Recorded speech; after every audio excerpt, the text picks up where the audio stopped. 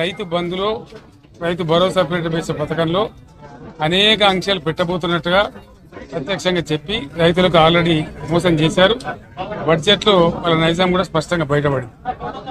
గత ప్రభుత్వం అన్ని రాష్ట్రంలోని అన్ని వర్గాల సంక్షేమాన్ని వాళ్ళ ఆర్థికాభివృద్ధిని కాంక్షించి అనేక పథకాలు ప్రవేశపెట్టడం జరిగింది.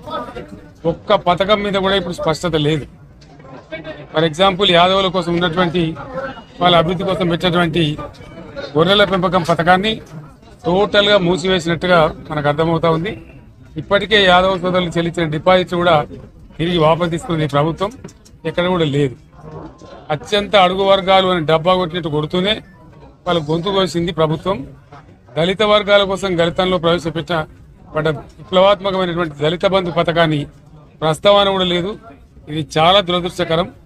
దళిత సమాజం పట్ల వీళ్ళకు ఉన్నటువంటి నిర్లక్ష్యానికి, వాళ్ళ ఫ్యూడల్ విధానానికి ఇంతకన్నా గొప్ప నిదర్శనం ఇంకోటి అవసరం లేదు.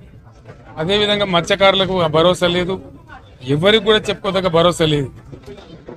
ఇందులో విశేషం హైలైట్ ఏంటంటే ఆర్థిక మంత్రి ప్రతి మాటను ఒత్తి ఆ డబ్బు వచ్చినప్పుడు అదేందో పెద్ద మహాప్రపంచం విజయంలాగా ఒత్తి చెప్పడం తప్ప కొత్తది ఏమి లేదు. ఒత్తి పలుకులు పలకడం తప్ప కొత్తగా చెప్పింది ఏమి లేదు. ఏ ఒక కొత్త సంక్షేమ పథకం కానీ ఏది కూడా లేదు.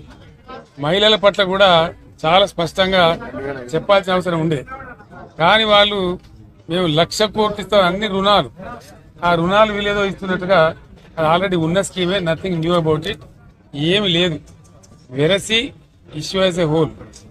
దురదృష్టం ఏంటంటే, చాలా బ్యాడ్ లక్ ఏంటంటే, మేము కూడా ప్రభుత్వం ఏర్పడిన తర్వాత కనీసం ఒక 6 మాసాల సమయం వాళ్ళకి ఇవ్వాలని మేము అనుకున్నాం.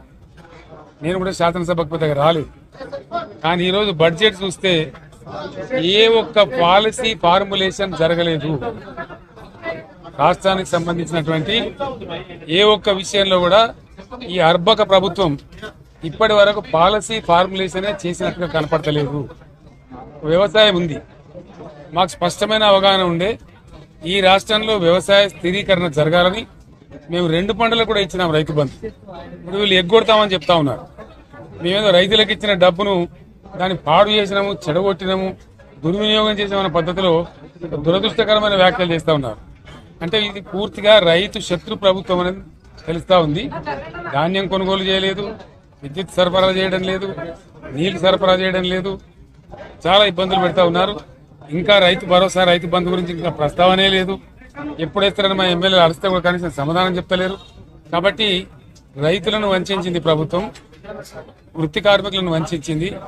ఒక్క పాలసీ, ఇండస్ట్రియల్ పాలసీ ఏమి లేదు. వాటి గ్యాస్ ట్రాష్ వంచరంగా ఈస్మాన్ కలర్ లాగా చెప్పడం తప్ప, స్టోరీ టెల్లింగ్ లాగా ఉన్నది తప్ప బడ్జెట్ చెప్పినట్టు లేదు. రాష్ట్రంలో వ్యవసాయ పాలసీ ఏమిటి, పారిశ్రామిక పాలసీ ఏమిటి, ఐటీ పాలసీ ఏమిటి, ఇంకా ఇతర అనేక పాలసీ, పేద వర్గాలకు సంబంధించిన పాలసీ ఏమిటి అనే దాని మీద ఏ ఒక్క దాని మీద కూడా గ్యాస్ ట్రాషే తప్ప, చిల్లర మల్లర ప్లాట్ఫామ్ స్పీచ్ లాగా ఉంది తప్ప అది బడ్జెట్ ప్రసంగం లాగా లేదు. రాజకీయ సభలలో చెప్పినట్టుంది తప్ప ఏ ఒక్క పాలసీని కూడా నిర్దిష్టంగా ఈ పనిని మేము ఎట్లా సాధిస్తాం, మా గోల్స్ ఇవి, మా టార్గెట్స్ ఇవి అనే పద్ధతి కానీ పద్దు కానీ లేదు. ఇది పేదల బడ్జెట్ కాదు, రైతుల బడ్జెట్ కాదు, యువల బడ్జెట్. విశ్లేషణలో రేపు మీకు తెలుస్తుంది. భవిష్యత్తులో బ్రహ్మాండంగా మేము దీన్నంతా కూడా చీల్చి చెండాడబోతాం. Thank you.